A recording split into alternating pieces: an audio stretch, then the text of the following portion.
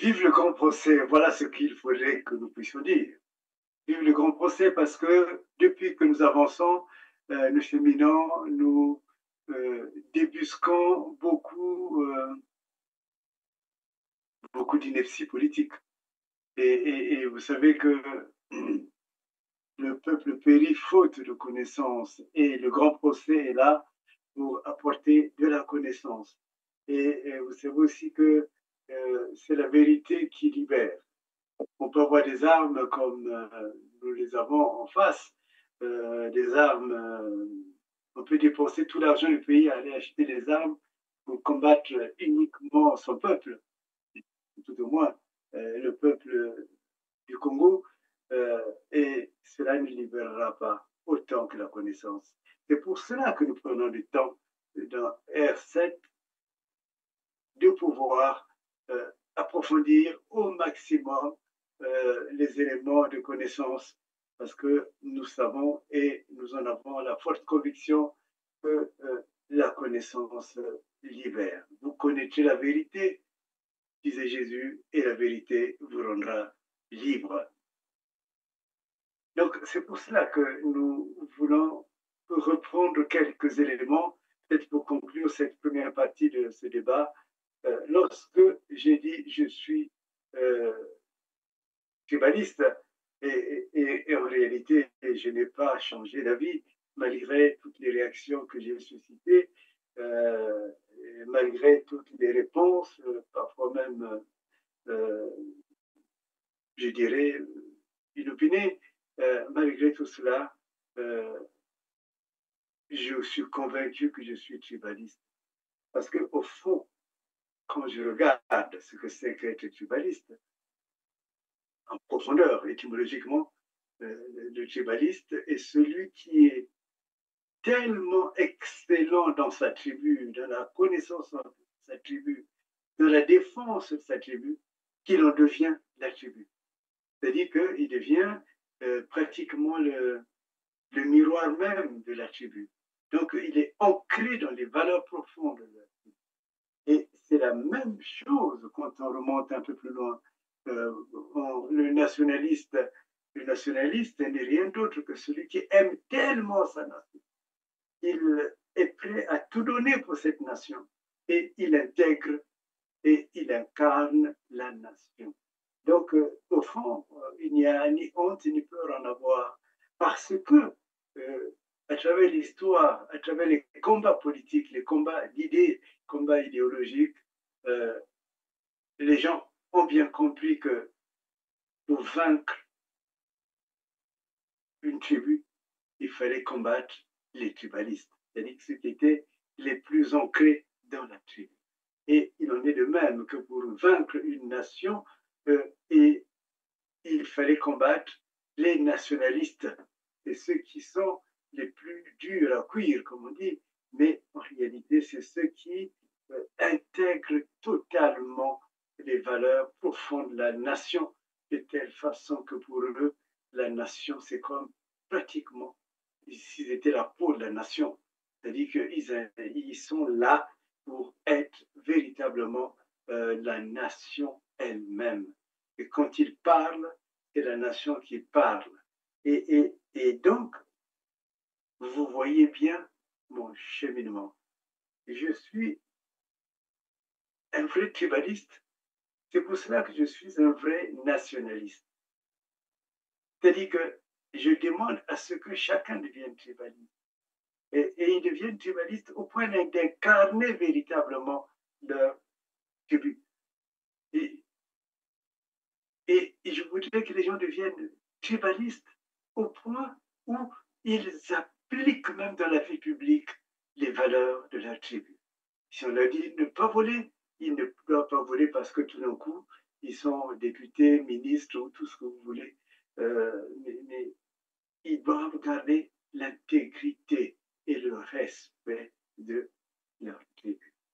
Alors, ceux qui sont des tribalistes, ils viendront nécessairement serrer la main d'autres tribalistes. Et s'ils serrent la main d'autres tribalistes, s'ils travaillent ensemble avec les autres tribalistes, se donnent cette main d'association et il y aura avec eux, ils seront porteurs des valeurs et des valeurs qui manquent actuellement dans le Congo.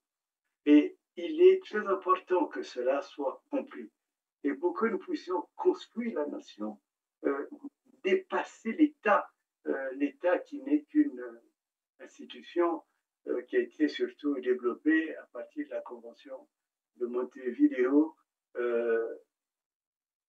et l'État qui est défini de manière, je dirais, structurée à partir de Montevideo, l'État n'est pas forcément la nation. Et la nation dépasse l'État. Et pour qu'une nation congolaise existe, il faudrait qu'il y ait des nationalistes congolais qui existent, nationalistes tant hommes que des nationalistes femmes. Et il faut que des gens aient accepté, compris et je dirais vécu la nation congolaise à un point qui fasse qu'ils deviennent totalement eux-mêmes la nation. C'est-à-dire qu'ils sont les marques vivantes de la nation. Ils sont l'écriture même de la nation face au monde entier. Quand on verra un Congolais, on dira celui-là était vraiment un Congolais. Celui-là est vraiment un Congolais. Et donc, c'est cela qui, à mon sens, va déterminer l'avancée, l'avancée vers des chemins nouveaux, l'avancée vers une réalité nouvelle. Et cette réalité nouvelle, on en a, pourquoi on en a besoin? Parce qu'au fond, qu'est-ce que le Congo?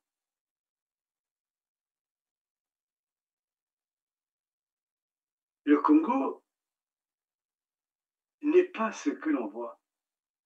Le Congo n'est pas ce que l'on connaît. Le Congo est une réalité qui est bien plus profonde, qui plante ses racines dans ce qu'on appelle le royaume Congo. Le Congo est je dirais, c'est toute une vie, c'est tout un comportement. Et ce comportement, on ne le retrouve pas chez les mercenaires, qui qu'ils soient. Et donc, si nous voulons que le Congo existe, nous devrons lui donner des valeurs. Nous devons lui donner quand chacun de nous, le Congo vienne à exister. Que dans nos comportements, les comportements les plus ordinaires comme les plus extraordinaires, les valeurs fondamentales existent. Et si ces valeurs, nous les appelons, nous les aurons. Mais si nous les appelons et que nous les avons, il faudrait les maintenir. Or, un événement qui, pour moi, marque le Congo contemporain, ça a été la conférence nationale. Ils se sont lavés les mains. En fait, ils s'en sont lavés les mains. C'est-à-dire que tout ce qui avait été dit à la conférence nationale n'a jamais été véritablement appliqué. Et donc, c'est vraiment cette intégrité que pour moi, je reviens. Il faudrait d'abord que nous puissions non seulement prendre les racines sur nos tribalismes, mais il faudrait aussi que une œuvre comme celle-là, la Constitution et la Conférence nationale, puisse vraiment exister, qu'elle puisse vraiment revenir en surface, cette Constitution, que nous puissions la retravailler et même par voie d'amendement, que nous puissions modifier ce qui évidemment est à modifier ou doit évoluer, mais il faudrait surtout cette règle de la vie politique que ceux qui ont assassiné, qui comme les Sassou, les Kiki, tout ce monde-là, ne peuvent plus se présenter dans le cadre de la vie nouvelle du Congo. Parce que si on légitime le vol, si on légitime toutes ces formes de négation de l'être, ces formes de négation du vrai Congo, eh bien, nous aurons qu'un État mercenaire, un État proxénète, un État qui va toujours aller dans le sens de la destruction de l'homme, qui ne respectera jamais l'homme. Or, une nation sans le respect de l'homme n'existe pas.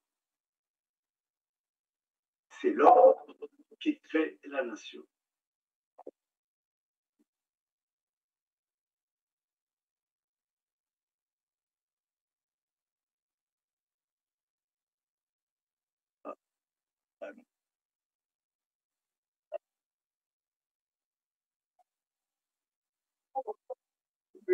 Oui, je suis en réunion. Oui.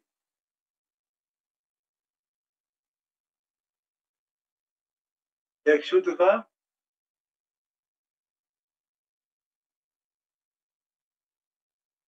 Ah, Léo. Ah, j'ai perdu. J'étais perdu. Hein?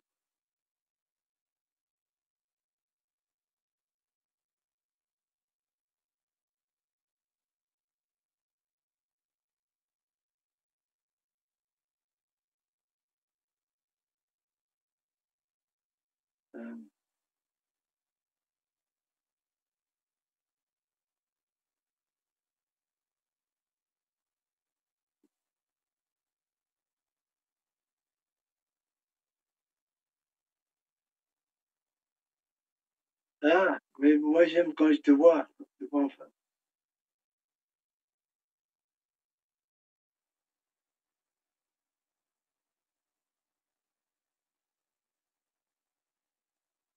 Ah, d'accord.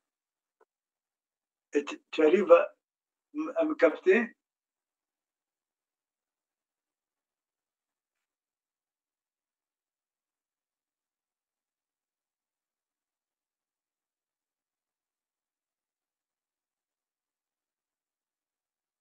Ah,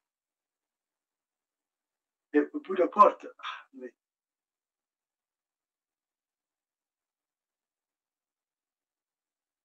ici,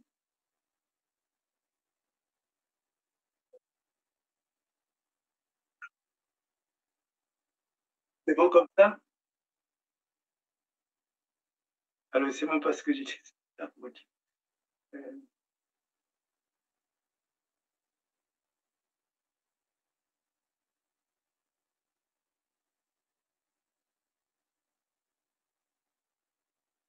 oui, oui. Oui, si un État,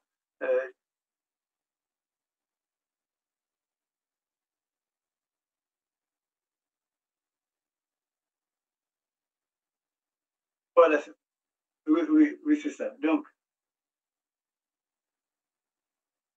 une nation est constituée des hommes.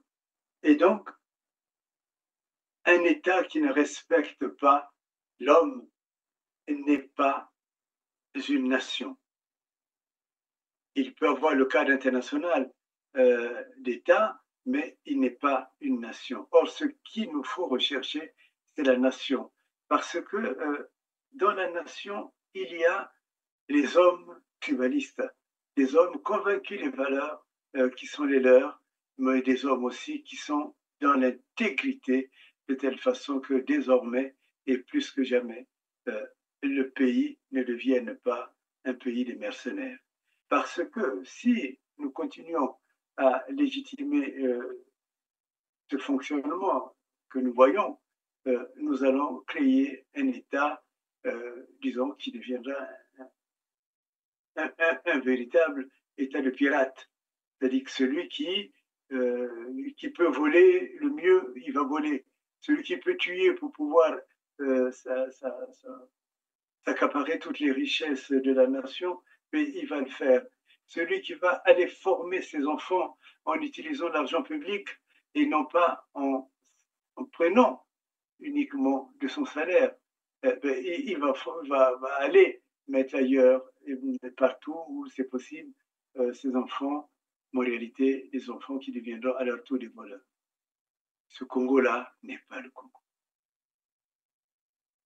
Et il faut que ce Congo disparaisse. Et pour que ce Congo puisse disparaître, il y a une chose qui est très importante, c'est de savoir que chez nous, l'homme a de la valeur. Donc, les pouvoirs qui n'ont pas ce critère comme un critère de fonctionnement doivent disparaître. Chez nous, il est nécessaire d'arriver à dire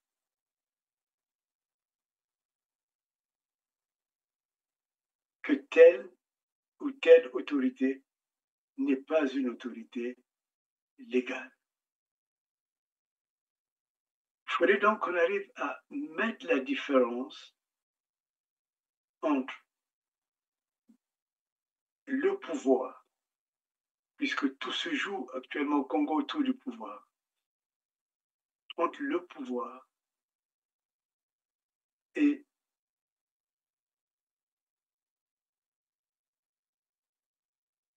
les moyens les plus illicites pour acquérir et conserver ce pouvoir.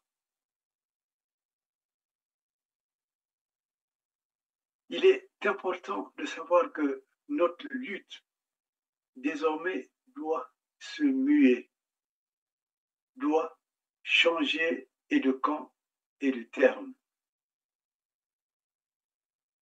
Bientôt, Sassou va disparaître.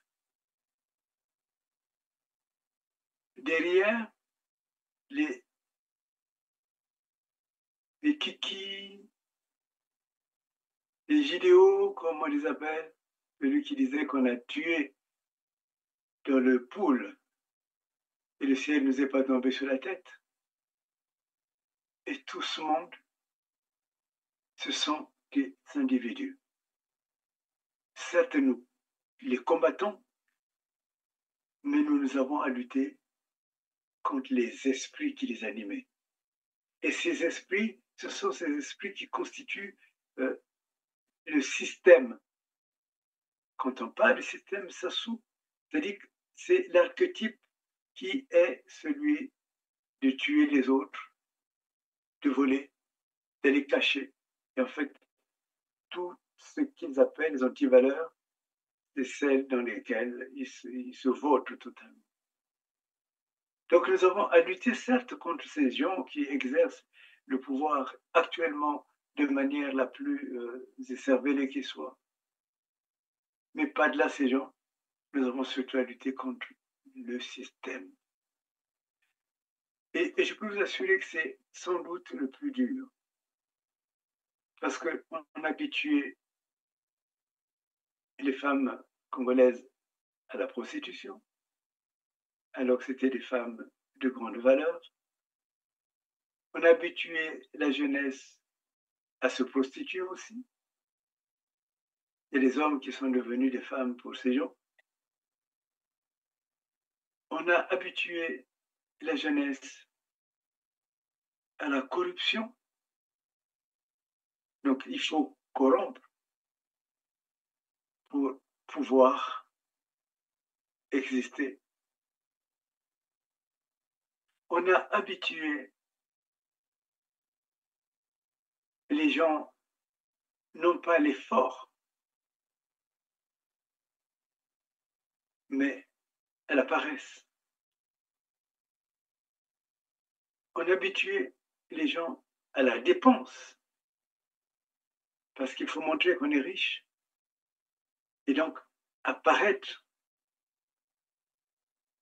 et non pas à être.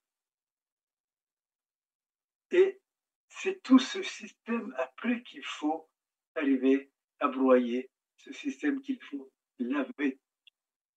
Parce que si on arrivait véritablement à enlever du comportement du Congolais toutes ces sortes d'avaries politiques, des avaries culturelles et culturelles, nous allons trouver ou retrouver le Congo. Le fameux Congo africain dont on parle, mais en réalité, c'est là qu'est le Congo africain. Donc, nous avons des individus à combattre et il faut continuer à le combattre, à le faire. Mais nous avons aussi et surtout à détruire tout un système qu'ils ont créé. Je suis persuadé que si on faisait simplement une analyse sérieuse des années 60-63 à ce qu'est devenu le Congo d'aujourd'hui, je dirais, il n'y a pas photo.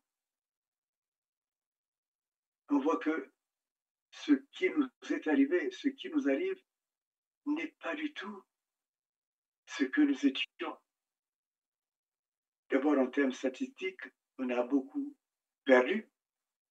En termes d'équité politique, nous sommes devenus très éthiques. Éthique avec E, D, I, Q, U, E. C'est-à-dire qu'on est devenu une petite nation, une bourgade dans le monde. Parce que ce n'est pas la justice, ce n'est pas la valeur qu'un pays est reconnu comme une nation digne de respect et une nation respectueuse de l'homme. Et c'est là peut-être que les églises, j'avais déjà tensé d'une certaine manière l'Église catholique, non parce qu'elle est l'Église catholique et que moi je suis protestant, mais parce qu'elle a justement beaucoup apporté. Et il faut que les églises deviennent comme dans ce qu'on appelait la théologie de la libération, des lieux où on enseigne des valeurs. Il faut que les églises catholiques se mettent, catholiques et protestantes et salutistes, et toutes celles qui se réfèrent à la foi chrétienne, celles que moi je connais, deviennent des lieux, soit des communautés de base. C'est des communautés de base. Ce sont des communautés dans lesquelles on va apprendre à redevenir homme, à redevenir femme. Ils doivent donc briller par leur éthique propre. Parce que le Congo n'a plus de lieu où on peut former l'homme, n'a plus de lieu où, en fait, on peut arriver à expliquer ce qui est bon et ce qui n'est pas bon. Et ce ne sont plus les partis, encore moins un parti comme le parti qui a été mis en place par Mariam Gwabi. Il n'y a aucune valeur à l'intérieur. Aucune valeur. Et si les partis ne sont pas des lieux où on apprend la valeur humaine, eh bien, la valeur humaine ne viendra pas dans la politique chez nous. Or, il nous faut cette valeur. Il nous faut une valeur qui permette de résister au mauvais vent de la politique, de résister à la dispersion des gens qui sont au pouvoir, qui vendent des terres, mais qui distraient après le peuple pour que le peuple ait le sentiment que rien n'a été vendu, jusqu'à ce qu'ils vont se retrouver expulsés des terres sur lesquelles ils ont le sentiment d'être souverains. En réalité, il n'y a plus de souveraineté. Et il faut donc les familles, elles ont été infiltrées. Les familles ont été détruites.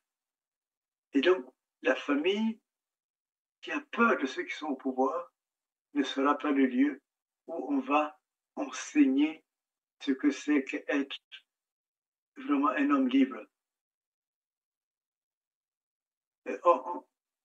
On ne peut plus cela. On ne peut plus le faire. Et donc, je ne vois que les espaces communautaires qui doivent devenir, pour moi, des communautés de base pour réapprendre la dignité, pour réapprendre ce que c'est qu'on appelle le kimuntu, de telle façon que ceux qui, demain, vont exercer le pouvoir, ils puissent avoir un autre comportement que le comportement qui a été mis en place au Congo. Et c'est ce comportement qui est devenu le comportement identitaire des Congolais. On n'y arrivera pas. On n'y arrivera pas si nous pensons et nous savons vraiment que une nation n'en a qu'une. Et cette nation, elle est là. Et pour qu'elle tienne maintenant, elle a besoin de nationalistes. On n'a pas besoin des pauvres ignares qui vont suivre les gens sans éthique.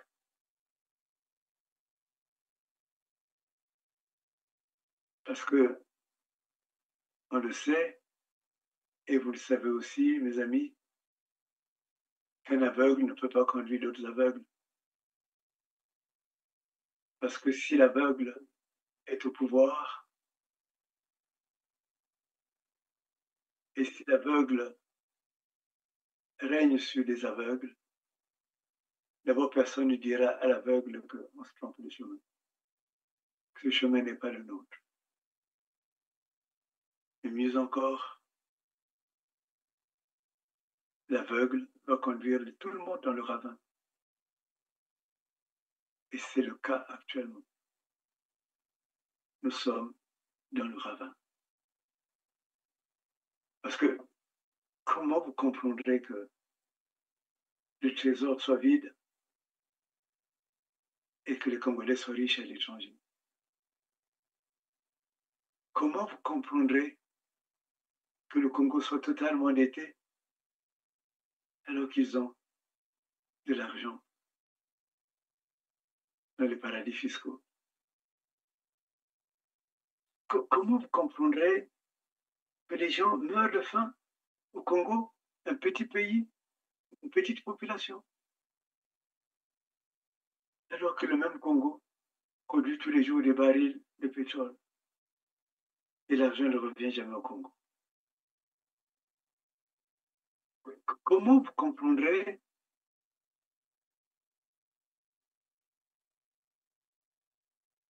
que les hommes et les femmes n'aient même pas à boire, n'aient même pas, oui, à boire, alors que le deuxième fleuve du monde, dans des lieux comme Brazzaville, coule juste à un jet de pierre. Il y a même un jet de pierre d'un petit enfant. Comment vous comprendrez qu'un pays comme Pointe-Noire, où l'océan le plus important du monde coule et on n'a pas de l'eau potable inquiétée?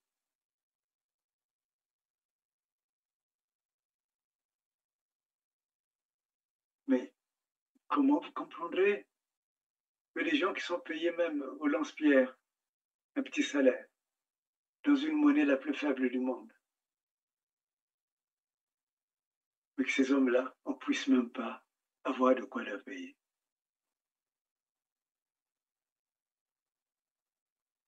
Vous voyez, est-ce que c'est ce Congo qu'il faut continuer? Les raisons de résistance sont là, sont posées. La résistance devient une arme puissante. Et non seulement elle est une arme puissante, mais elle est une arme reconnue dans le monde entier. Le droit international donne droit à la résistance.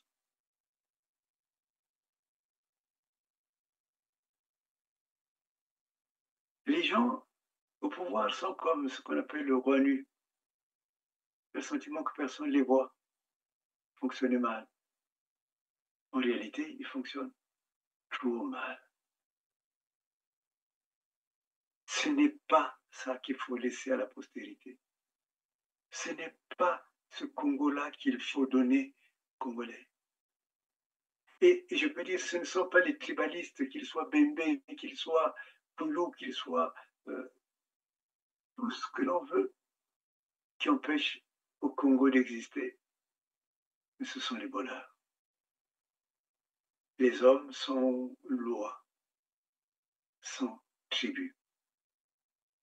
Ils sont venus d'ailleurs, avec l'intention uniquement de voler. Qu'ils viennent, qu'on discute, si ce que j'ai dit est faux.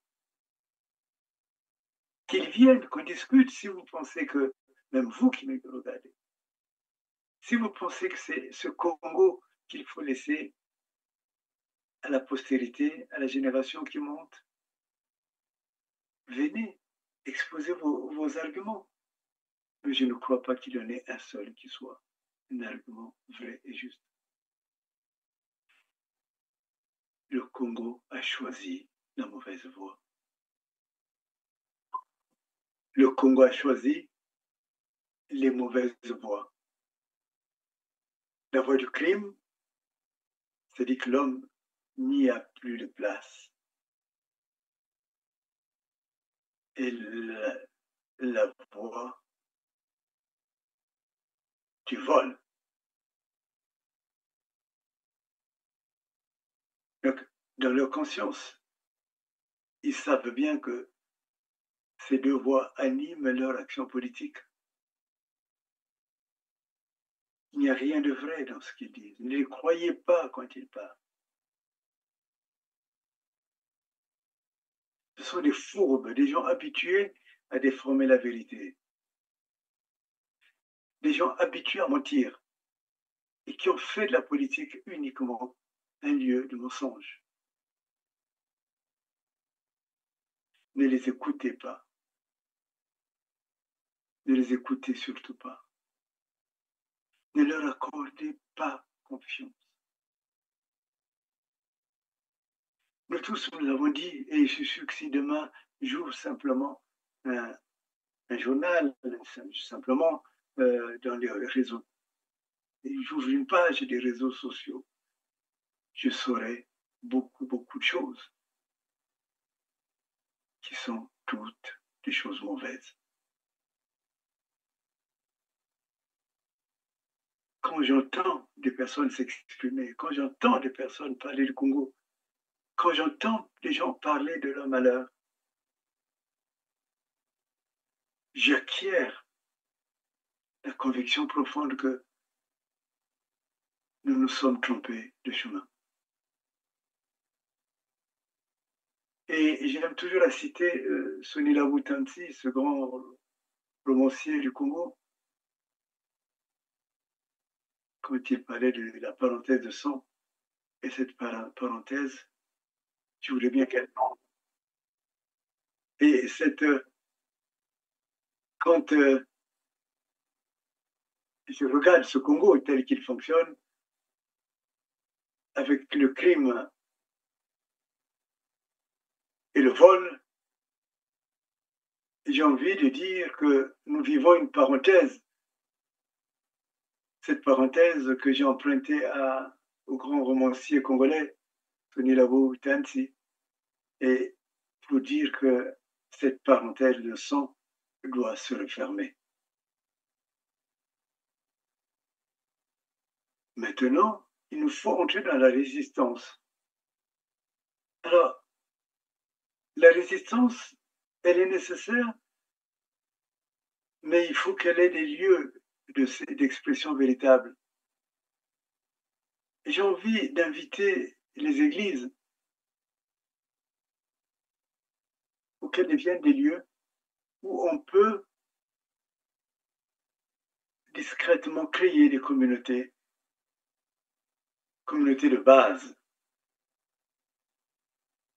et que ces communautés de base reviennent sur les valeurs éthiques, les plus grandes valeurs éthiques, et que ces communautés de base apprennent non seulement à résister, mais à combattre.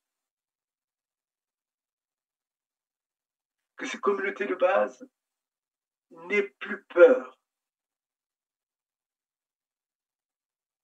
Parce qu'il n'y a rien qui soit le plus nuisible et même le plus suicidaire pour un peuple que la peur.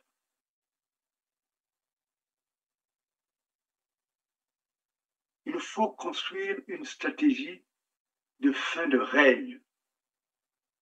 Il faut construire maintenant une stratégie qui permette aux vrais nationalistes de se retrouver. Parce que l'affaire d'aujourd'hui n'est plus une affaire uniquement des réseaux sociaux. Il nous faut la réunion des nationalistes, des gens qui sont convaincus que ce pays doit changer. Et ces nationalistes existent. De plus en plus, il y en a qui viennent à moi, avec qui nous discutons. Mais après, il faut les mettre dans des lieux qui deviennent pratiquement des lieux de maturation. Des lieux où les vrais, je dis bien les vrais nationalistes peuvent se sentir encadrés. Parce que ce n'est pas les réseaux sociaux qui créent des résistants. Parce que la chose est arrivée à un niveau tel au Congo qu'en réalité, tous ceux qui disent, beaucoup de ceux qui disent défendre les Congolais sont payés par le pouvoir.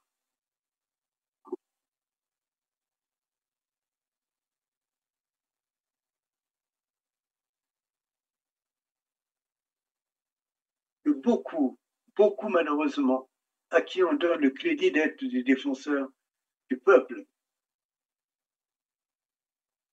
n'en sont même pas. Ce sont des gens dans la journée qui vont crier contre Sassou et le soir ou à la fin du mois qui reçoivent des virements sur leur compte. Donc c'est pour cela que la denrée nationaliste est devenue une denrée rare au Congo. Que quand les Congolais se retrouvent véritablement entre nationalistes, ils doivent créer des conditions de résistance qui sont telles que d'autres Congolais qui ne savent pas où se repérer, où se référer, viennent se retrouver. Il y a un intérêt maintenant. Il faut que ces nationalistes deviennent le levain, qui deviennent le levain qui fait que la nation congolaise s'élève et s'érige. En fait, ce n'est que ça qui manque. Ce n'est que cela qui manque. Actuellement, les bases, je dirais, plus que d'un soulèvement, les bases d'un renversement de pouvoir, les bases d'une fin de règne sont posées. Mais ce qui manque, c'est le levain à cette patte. Ce qui manque, c'est le vrai nationalisme. Ceux qui manquent, ce sont les vrais nationalistes.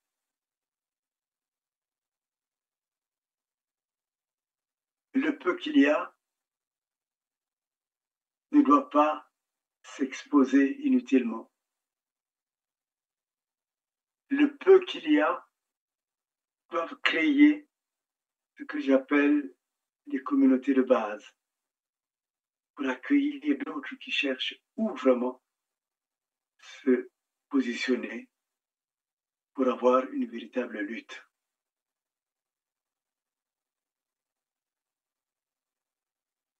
Cette lutte, elle est possible.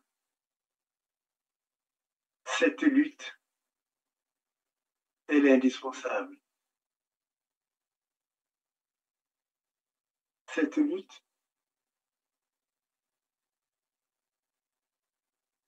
est arrivée à son terme.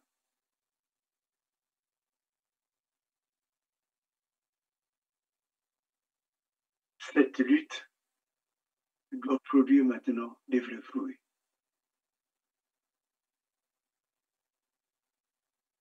Et pour que ces nationalistes forment la nappe nécessaire pour faire avancer vers une vraie nation congolaise, il faut que ces nationalistes se sentent comme investis la mission de reconstruire la nation congolaise. Il y a une nation à reconstruire. Et c'est de cette nation que viendra la construction d'un vrai État congolais. Un État où règne la justice. Un État où il sera net et clair que l'on ne peut pas continuer à jouer avec le Congo. Parce que le Congo est une grande nation. Je me rappelle la discussion, l'échange que j'avais eu avec le président Léopold Sédar Senghor à Paris, qui disait, Dominique, les Congolais jouent avec le Congo parce qu'ils ne connaissent pas la valeur du Congo. Quand le Congo se réveille, toute l'Afrique se réveille. Il me disait, c'est la période où le socialisme régnait au Congo. Il disait, mais regarde simplement, les mouvements socialistes, quand ils se sont mis en place, ça a commencé par le Congo et ça s'est propagé partout. Et je crois que les vrais nationalistes doivent s'appuyer sur la valeur fondamentale que représente la vie sociale, la vie sociétale, la vie politique du Congo. Et une fois que nous aurons pris conscience de cela, tous les nationalistes vont s'affirmer congolais. Et s'ils s'affirment congolais, ils arriveront à un résultat qui n'est pas de l'ordre uniquement du Congo. Et c'est là que les gens qui, comme Sassou, vont prendre fuite. Et même si eux, ils fuyaient, il faut détruire l'esprit qu'ils ont laissé au Congo. Et cet esprit ne peut se développer qu'avec des valeurs. Et ces valeurs existent enracinées chez nous. C'est ce qu'on appelle le Ubuntu. C'est-à-dire que ce qui fait de l'homme la tête. Et nous sommes la tête. On nous a voulu réduire à l'état de queue. On n'est pas la queue, nous sommes la tête. Les Congolais sont la tête. Et c'est parmi eux qu'on va trouver des nationalistes qui manquent actuellement au Congo. Vive le Congo. Vive les nationalistes congolais. Et vive la nation congolaise.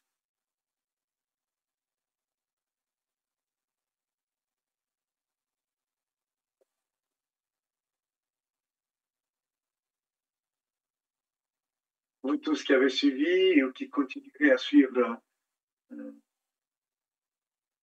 grand procès, je vous souhaite une bonne journée, une bonne soirée, une bonne nuit, et tout dépendra du moment où vous allez prendre cette émission. Et nous sommes ensemble, comme disent certains frères de l'Afrique. Au revoir.